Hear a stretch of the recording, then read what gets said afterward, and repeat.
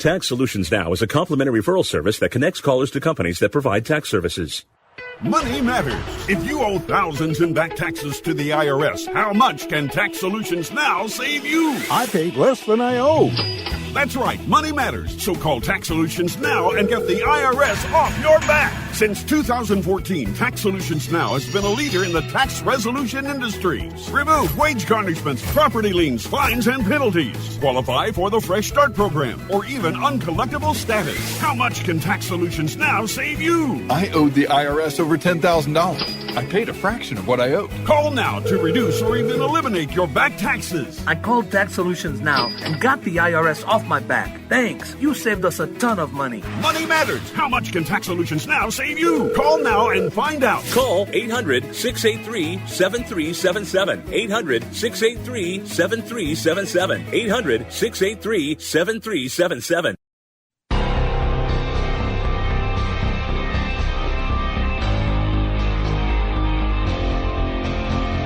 The Turnpike Sports Book Report.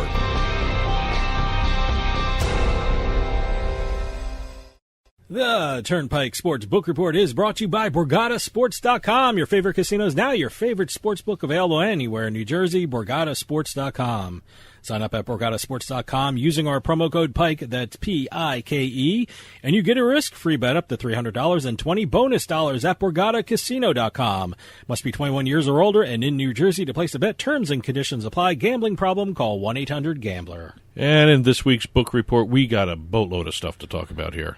Yeah, I see all your notes in front of you. We've got sports betting numbers from several states, which include more records, which include state records, okay, national records. Oh wow! Okay. We've got a couple deals to go through. We have a couple launches to go through. Launches. Oh, okay. One launch in particular actually shed some light on what Pennsylvania is doing with some of the mini casinos. Oh, okay. So we'll get into all that stuff.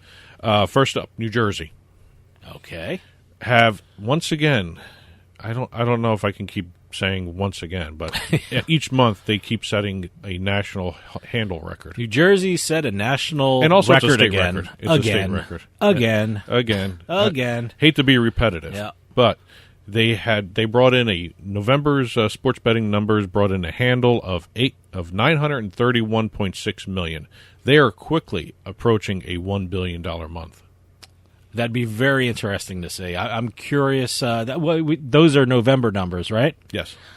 Okay. I'm not sure. Basketball started on December 22nd, so I'm not sure how much that could factor in, but maybe New Jersey can hit $1 billion in December. Do you think? Well, you got December numbers hit $1 billion for Jersey? Well, you still got the NFL. You still got NFL. You got NBA starting up, NBA. It's just starting up, but the futures have been up for a while now, so they're betting there. You're going to have other sports still going. MMA still going. You have you're going to have overseas tournaments. People are betting on soccer, all that stuff. Sure. So I'm very curious to see what's the month that Jersey knocks it over $1 billion. It may very well be November. It could even be December. I mean, you're giving us November numbers. So. That's what I'm saying. That's right. I'm confused here. I've confused myself. I'm waiting for December's numbers to see if we can get it to $1 billion. I don't know if December can do it though.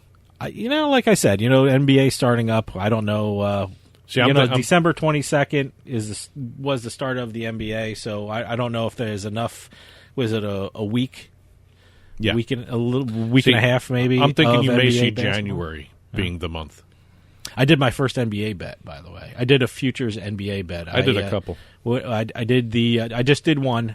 It was a very interesting one because I've never seen it winning percentage. I did and people can write in and tell me if this was a stupid bet.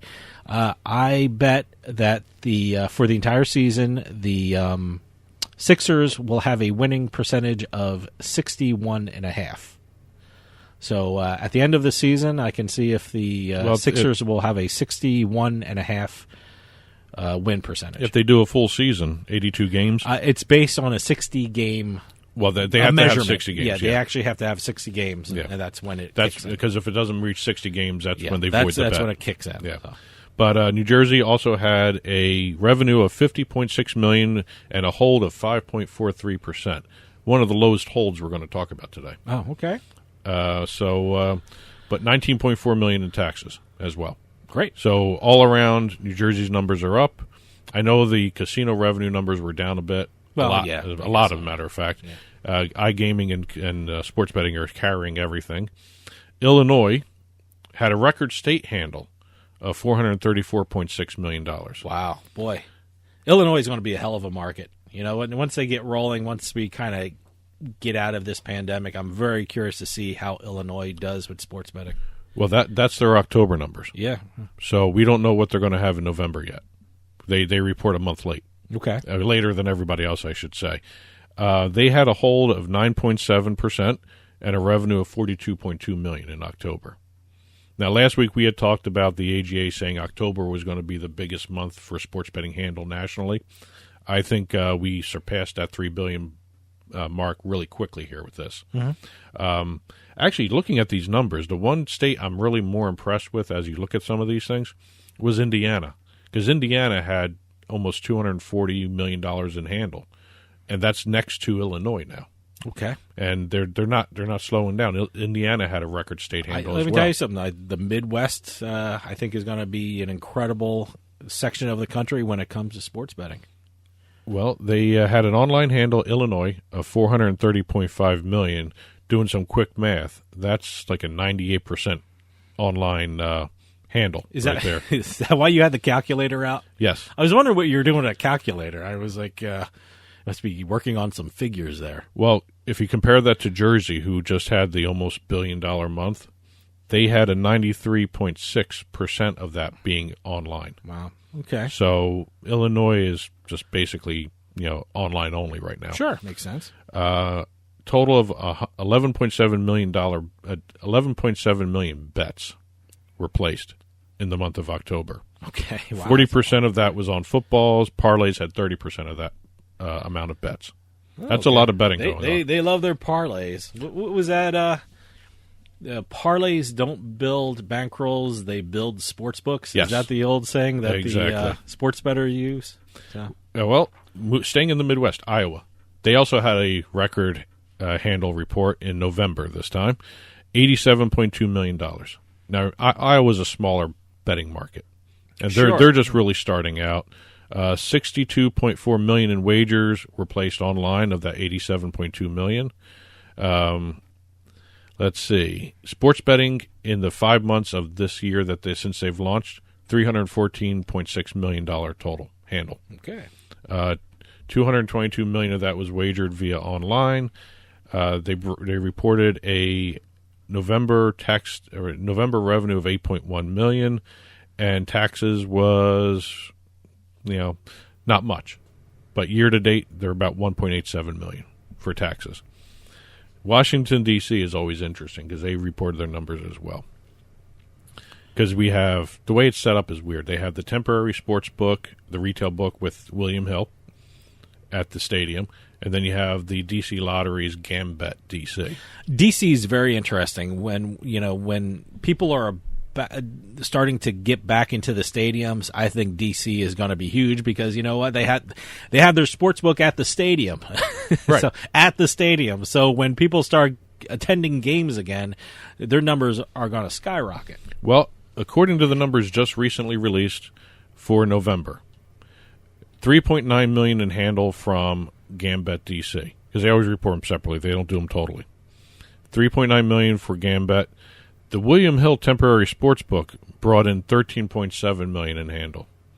Very rarely do you see a retail now, book. the temporary sports book is the one at the arena. Right. That's going to explode when people get back to well, watching also or you're going to attending see games. You're also going to see the online, when people are in the stadium, they can use a William Hill app. Yeah. So you're going to see an online handle shoot up there too. Yeah. But again, this is only a retail book beating an online book, especially coming from Jersey or in Pennsylvania. It's kind of unheard of to really embarrass a online book from a retail book. But that's what's happening in D.C. You're seeing William Hill outperform the D.C. Lottery's own app for sports betting. And the app is available throughout the entire district. The William Hill book is only in that stadium. Oh, okay. Wow, that's interesting. Well, okay. that's why it's interesting. It's kind of a weird setup there. Gambit had a 22.7% hold, and William Hill in D.C. had a 19.9%. Wow. So both of them are holding on to a lot more money than a lot of the neighboring states are doing. But that could just be amount of, the volume or maybe even just traffic in terms of going other places. People are crazy and they're betting on parlays and they're that could losing. Be it too. That's what's happening. Mississippi also brought in reported their numbers for the month of November. Revenue was $8.1 million on a handle of $54.4 million. Now, remember, Mississippi does not have online sports betting. That's pretty impressive for in a pandemic with no online sports betting. That's pretty good. Well, the November handle of $54 million was down 11% from the $61 million that they reported in October. So the retail books are still performing well. Yep. But again, I don't know whether it's the amount of sports going on. I don't know exactly what the trends for Mississippi bettors are, what they follow. College football. Well, that just seems like a college football state. Well, according to the breakdowns, Mississippi bettors, let's see, at the coastal casinos only, because they break them down to regions as well. $26.2 million was wagered on football, $1.3 million on basketball, $23,000 on baseball. Okay, when you say football, that means college and pro. Pro. Okay, yeah. Well, they love their football. And then you have a further $4.7 million was wagered on other sports. And your guess could be good as mine in terms of Mississippi. I know in Colorado, if you're talking sports betting, you got to throw in table tennis. Table tennis, boy, God. But and also $3.6 million was done on parlay betting. Okay, so they have it broken down pretty well there. Going out to Colorado, this is one of the deals that we're going to talk about real quick here. All right, Gameco, which is the skill-based casino gaming company. They do all the like the Space Invaders type games, or some of the other skill-based games that you can play in a casino and win money on. I saw a Space Invader one. Oh, I think it was at Bally's in Atlantic City. Yeah, but they have a whole bunch, and I think it's in Tropicana. They each actually have a little section for all that stuff too, for skill-based games. Oh, really? Okay. Yeah. They have partnered with U.S. Bookmaking and the Sky Ute Casino in Colorado to launch what's being called the first esports sportsbook in the country. Nice. I like that. It's all dedicated just to esports. Gameco's been building toward this because they have done several deals in the past where they are almost self-sufficiently able to provide not only the book itself, the esports platform, but also the technology for data tracking, the integrity systems used to monitor the betting. And it's going to be interesting to see how this does. I mean, Colorado's breaking records since they launched. But this is the first time we're going to see a sportsbook dedicated only to esports. I think that's great. I think that it's going to be very fun to watch this. Yeah, no, absolutely. I mean, I think a lot of sports books are going to take notice and keep track. And if it does really well, I think you're going to see a lot of esports offered at sports books across the country. I think, and also with U.S. bookmaking involved. Sure. They're actually one of the top tier sportsbook operators in the country. So that's going to be a really good partnership to watch. Blaine over at Gameco is one of the smartest guys I've ever met. Yeah. And it's going to be an interesting addition to the sports betting market. Let me put it that way. Also in Colorado, they did a little summary of year-to-date tax revenue coming in because really the sports betting industry was launched to help the state itself in terms of one of the things that was hooked into the sports betting bill was the water consumption or the water reclamation project that they have going on, the double D tax, whatever they want to call it. All right. According to their numbers, while the entire fiscal year isn't over yet, they have brought in $814,000 in revenue collected so far. Great. They had projected originally $6 million way back when they first started talking about passing the bill. Well, look, I mean, this is a tough year. 2020 has not been a good year for gambling or sports betting, regardless of these crazy numbers that we're talking about. Table tennis. It should have been a lot bigger for 2020, but considering the pandemic, I think the sports betting industry has really rolled with the punches. Well, they revised the numbers downwards to 1.5 to 1.7, okay. So the $814,000 is almost on track for that. Sure. compared to other states, they're doing pretty well. Indiana has brought in $12 million in tax revenue so far. New Hampshire, which has a similar timeline to Indiana, has brought in around $4.5 million. So really the state size is going to affect all this stuff too. Staying in Colorado, remember a while ago they suspended betting on Ukraine table tennis? Yeah, I remember that story. Well, our friends over at US Bets and have uncovered some other additional information, Sports Handle. There was some kind of investigation into some unusual betting activity, unusual bets being placed, and I want to get this right here. The Australian Organized Crime Squad, had been doing a sting, I guess, operation on table tennis coming out of Ukraine. All right, which makes sense to me. Well, that's their job. I mean, they should be monitoring every sport. Well, they have. Let's see. They took their investigation uncovered a series of corrupt bets of about $500,000 in the aggregate on table tennis events, and they arrested one of the a former Australian table tennis champion that was playing in some of these fixed matches, I should say. The alleged fixed matches? Yes.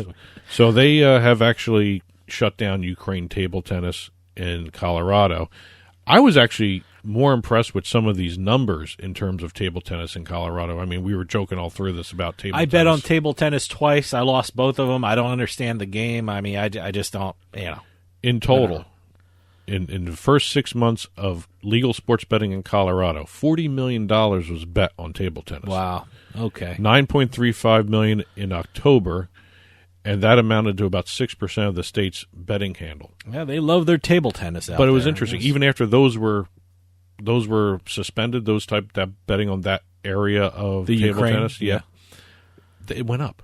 Well, I mean, I don't know whether or not they needed table tennis action like crazy. Well, it made Colorado, the news. I mean, table tennis itself made the news, and I think a lot of people heard that story. I mean, not that they're going to bet on Ukrainian table tennis, but they just realized, oh, my God, you can bet on table tennis. And certainly that was at a time when a lot of sports weren't being played, but maybe table tennis found new fans, and, people made money betting on table tennis, and they said, hey, let me stick with table tennis. Obviously, I know table tennis, so I'm going to make some money off it. So maybe that's what happened. Well, we're going to leave the table tennis area. Good. We're going to talk just a couple deals here real quick. BetMGM launched their online sportsbook last week. Where's this at? Pennsylvania. Oh, Pennsylvania. All right. This is where it gets interesting. It's through a partnership they struck with Penn National. Now, Penn National runs the Barstool Sportsbook. Yeah. The casino or property, I should say, that they're hooked into for this online license is Penn National's mini casino. Wow, great. So we're starting to see where these additional licenses are going to start happening in Pennsylvania because no one knew what the state was doing with the mini casinos in terms of sports betting. I cannot wait to drive over to Pennsylvania and check out one of these mini casinos that are being proposed and being built. And I don't think any of them are built yet or anything like that or in operation yet. I love the whole idea that it's a smaller version of a casino. There are only a smaller number of slot machines, a smaller number of table games, and the one question I didn't find out is, will they have a sports book attached to them, a physical sports book? Some may, some may not. So, no, I'm very curious to see how these mini casinos function, how they work out, and because I can't wait to visit them. Well, there's going to be a total of 5 mini casinos. All right. And one of them's already got a BetMGM online sportsbook attached. Okay. They're all going to have their own skins. Great. Hey. So you're going to see at least 5 more there's going to be books. A lot of sports books in Pennsylvania. Yep. And 2 other quick things to hit upon in the time we have here. DraftKings is the first sportsbook fantasies company to offer branded gift cards for their site. Okay. For the holidays. Okay. They're available in 7-Eleven, Speedways, Dollar Generals.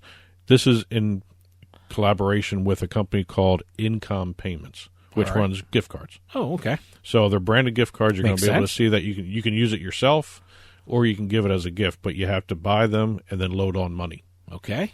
And one of the things that everyone's pointing out, when it comes to gift cards, studies have shown that between 10 to 19% of a balance on a gift card goes unused.